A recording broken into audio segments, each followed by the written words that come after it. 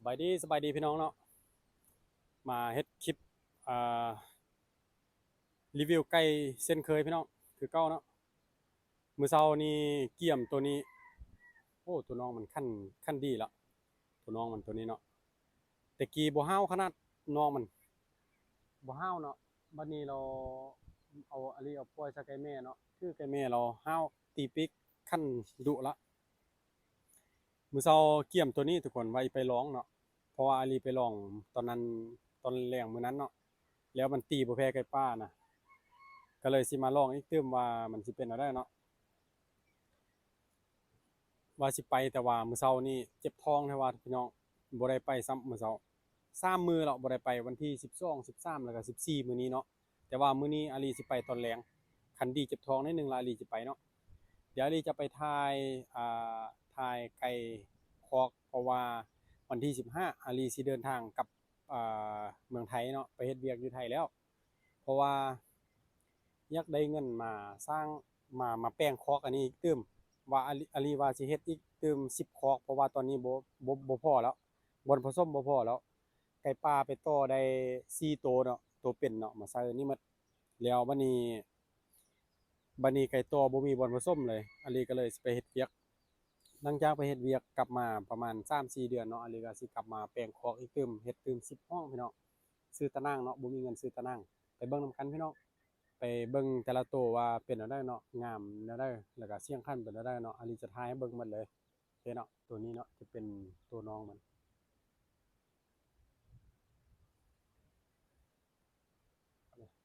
อันนี้จะอันนั้นมันพ่อมันเสียงคันเมื่อกี้ตัวนี้จะเป็นเมียเก่าของตัวนี้เด้อตัวนี้จะเป็นเมียเก่าของตัวนี้แต่ว่าตัวนั้นก็ตีปีกคันดุแล้วปกตินี่ซ่องตัวนี้บ่ได้คันเลยเนาะซ่องตัวนี่บ่ได้คันเนาะแล้วหลังจากที่อาลีเอาไก่แม่มาปล่อยใส่เนาะอ้าวดุเลยตีปีกคันเลยไก่แม่มอยคันละเหมือมออีไข่ละเดี๋ยวขออนุญาตมาถ่ายตัวนี้ก่อนเพราะว่าตัวนี้มันกำลังคันอยู่เนาะโอ้เสียงคันซ่องตัวนี่เป็นพอพันธุ์เนาะน้ำซ้อกับน้ำซ้ำเนาะคันพร้อมกันเลยคันไอ้ขึ้นโอ้ยเนาะพอพันธุ์บ่อยากได้ยินเนาะเสียงพอพันธุ์อยากได้ยินแต่เสียงเด็กน้อย3ตัวนี้คันอีกแหละ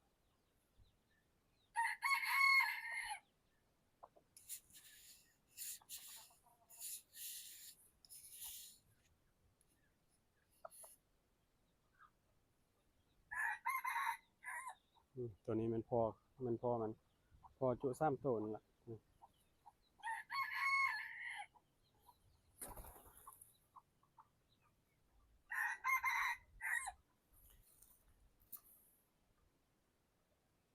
อเคเนาะเมียเพิ่นขึ้นไปไข่แล้วเนาะตัวนี้สำหรับตัวนี้มันอายผู้ที่2เนาะตัวนี้ผู้ที่2แล้วตัวนี้จะเป็นพ่อพันธุ์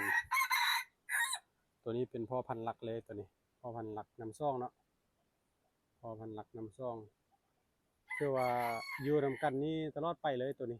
บ่มีปล่อยบ่มีค่ายออกบนอื่นเนาะอยู่นำกันนี้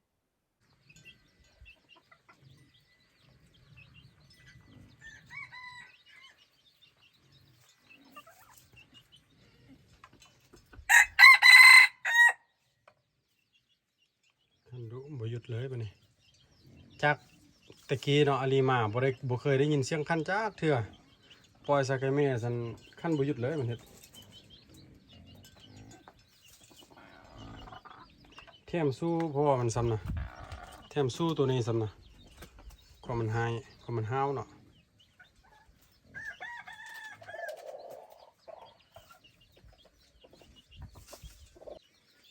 แม่นี่ก็ไข่ได้5หน่วยละแม่นี่ไข่ได้5หน่วยละปล่อยสักไอ้ปลานี่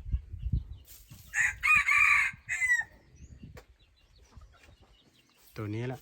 ตัวที่มันขั้นเมื่อกี้แหละเฮ็ดมันนะตัวนี้เนี่ยบ่แน่ใจว่า มันไข่แล้วหรือบ่เนาะเพราะว่าเข้าไปแล้วมันบินเนาะไก่ปลาเนี่ยมันบินเติงต่างก็เลยบ่ได้เข้าไปเบิ่งส่วนอีกตัวหนึ่งมันฝักพุ่นแล้วตัวนี้นี่บ่แน่ใจเพราะว่าหางมันอยู่เทิงพี่เนาะเบิ่งบ่เห็นหางอยู่เทิงพี่พอพันน้ำซ้ำเนาะขั้นเมื่อกี้ตัวนี้เมียกำลังอีไข่คือกันตัวนี้ก็ห้างบานๆแบบนี้เลยห้างบานๆใหญ่ๆแบบนี้เลยเมียเพิ่นเนาะเมียเพิ่นกำลังเข้าไปฝักหูข้าวจางๆเนาะตัวนี้นี่พอพันเบิ่งห้อนพี่น้องโอ้เสียดายขนาดตะกี้ห้อนบักงามมาตีกันจีกมัดจีกขาด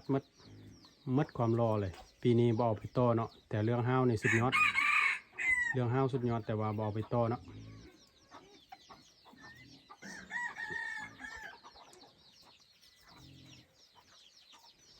หน้าปานโจรเลยปะนี่ดับมันก็ยาว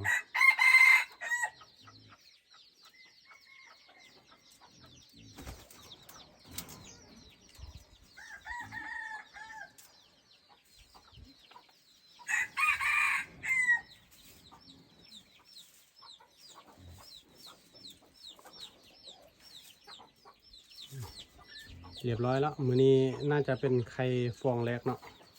ไข่หน่วยทำอิฐแล้วมื้อนี้นะนี่เข้าไปนั่งละบุเรือละส่วนตัวนี้เนาะตัวนี้ก็ยังตื้นยังยานอยู่เนาะตัวนี้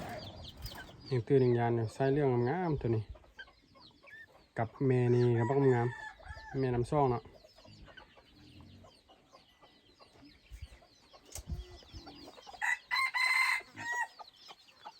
ตัวนี้ละจะเอาไปลองมื้อแรงนี่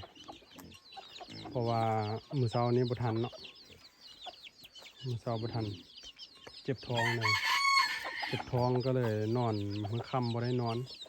มาตื่นตอนเช้าแล้วมานอนต่อมันนี้ลืมตื่นแล้วเอามันไปตีคืนไก่อ้อนตัวนี้7 เดือนปลายเนาะ7 เดือนปลายเข้า8 เดือน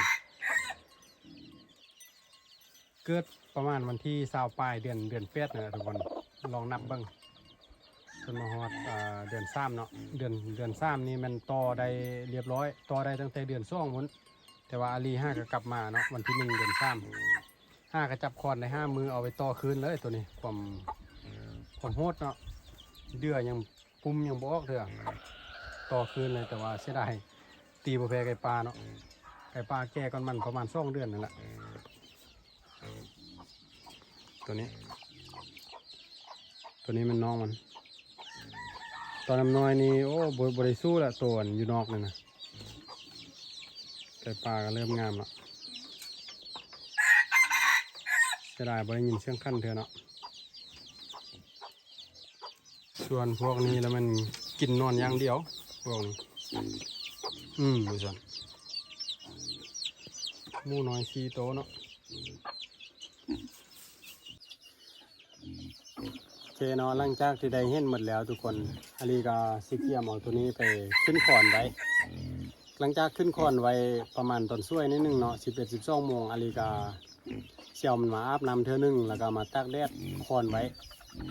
แล้วก็1 โมงครึ่งย่างขึ้นเมือเนาะ2 โมงปลายประมาณ2 โมงปลายนิดนึงนี่แหละแล้วก็ฮอดบอลต่ออาลีก็จะปักคืนได้นิดนึงเนาะประมาณ2 โมงครึ่ง3 โมงย่างประมาณนี้อาลีก็วางไก่ต่อได้เลยเนาะเป็นอย่างจริงถ้าว่าอาลีมักต่อไก่ตอนแรงเพราะว่าตอนเช้ามันตื่นบ่ทันเนาะตื่นบ่ทันแล้วซ่องมาในคันนี้ไปแต่ดึกแต่มืดแม่ค่ะยานป้ายานพี่บ่แม่นยานป้าดอกป้าน่ะไปได้แต่ว่ายานพี่เนาะบ่อยากไปตอนมืดอยากไปตอนแจ้งเพราะฉะนั้นแล้วไปต่อตอนแรงแล้วก็กลับมาเนาะแล้วมื้ออื่นเช้าถ้าอาลีตื่นทันเนาะอาลีก็สิขึ้นไปต่ออีกตื่มบ่อ1มันอยู่มอๆกันหั่นแหละเพราะว่าเมื่อวานนี้มีหมู่ผู้หนึ่งเนาะเหล่าย่างเข้ามาเราว่าได้ยินไก่เสียงไก่ขั้นอยู่หั่นอาลีก็เลยสิไปลองหั่นตื่มตัวนึงส่วนตัวนี้เนาะตัวน้อยๆตัวนี้นะเป็นลูกของพ่อใหญ่น้ำซ้ำตัวนั้นตัวห้างบ้านเมื่อกี้ก็ตัวนั้นแหละถ้าสมมติว่าอาลีไปเฮ็ดเวียกกลับมาเนาะอาลีมาขยายใส่บนนี้ประมาณ10 ห้องทางล่างนี่นะ มาต่อใส่ตัวนี้เนาะตัวนี้1 2 3 4 5 6ตัวนี้6ห้องละ6ห้องเต็มหมดยังเหลืออยู่นอกอีกตัวนี้ก็ได้ไข่6หน่วยแล้วแต่ว่ามื้อนั้นท่านมืออาลีมาวันที่1นั่นก็ลืมเกลือเข้าไปเนาะตอนแรงเนาะมาฮอด5 โมงแรงแล้วเราไก่แม่นำกัน3 โตวมากินไข่ตัวเอง6 หน่วยเนาะเสียดายสุดๆอันบ่ซันในเมียมันฟักเรียบร้อยแล้วอาลีจะมาเฮ็ดบ่นี้เติม10 ห้องเนาะ10 ห้องเป็น16 ห้อง16 ห้องนี่บอกได้เลยว่าคันมันออกมาสุดหนึ่งนี่ตัวแห้งแล้วผู้ใดจะเอาแบบได้อยากใดแบบได้มันเลือกได้เลยเนาะพี่น้องเนาะมันไล่อันไล่แนวมันมีทั้งไก่ปลามีทั้งน้ำ1 น้ำ2 น้ำ3ไปนะผู้ใดอยากใดแบบได้มาจี้เอารถราคาแล้วมาลมกันอยู่นี่คันมาเบิ่งบ่ทึกใจบ่เอาบ่เป็นหยังพี่น้องเนาะสำหรับคลิปนี้ก็บ่มีหยังไล่อาลีซีมาเฮ็ดรีวิวคืนเพราะว่าวันที่15มื้ออื่นนี่แล้วอาลีซีเดินทางกลับไปเนาะไปฮอดเวียงจันทร์ประมาณ2 โมงเนาะแล้วก็6 โมงแล้วก็นั่งรถจากเวียงจันทร์ไปลงหมอชิด2กรุงเทพเนาะหมอชิด2ประมาณตอนเช้า5 โมงเช้าเนาะอาลีก็นั่งท่าอยู่หั่นเอื้อยเพิ่นสิมารับเอื้อยอายเพิ่นสิมารับเนาะนั่งขับรถมารับอาลีหั่นหลังจากเฮ็ดเวียกเก็บเงินได้เรียบร้อยอาลีก็จะมาซื้อตะนางแบบนี้ตะนางตัวนี้ตัวนี้ตารางตัวนี้มาล้อมเฮ็ดแบบง่ายๆเลยสไตล์ง่ายๆแล้วเพราะว่าบอลที่ดีๆแบบนี้อาลีจะใส่ไก่ปลาทั้งหมดแต่ว่าบอลธรรมดาแบบนี้อาลีจะใส่ไก่ต่อเนาะเพราะว่ามันบ่บินมันบ่แห้มันบ่นี่เนาะเนาะประมาณนี้ไก่ปลาตัวนี้เจ็บขาตัวโดดใส่สังกะสีหั่นขาบาดเนาะเริ่มงามแล้วมันถ้ารุ่นลูกปีหน้าพี่น้องอันมีแบงแน่นอนนะสำหรับคลิปนี้ก็ข้อจบเพียงเท่านี้ทุกคนขอบใจไล่เนาะสบายดี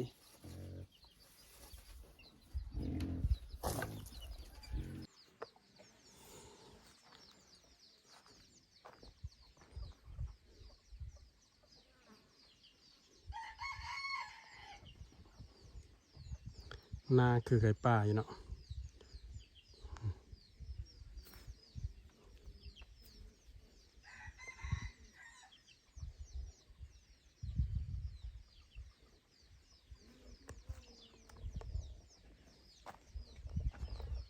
เลือดแปลงคือเก่าพี่น้องเลือดแปลงเนาะเลือดแปลงเป็ด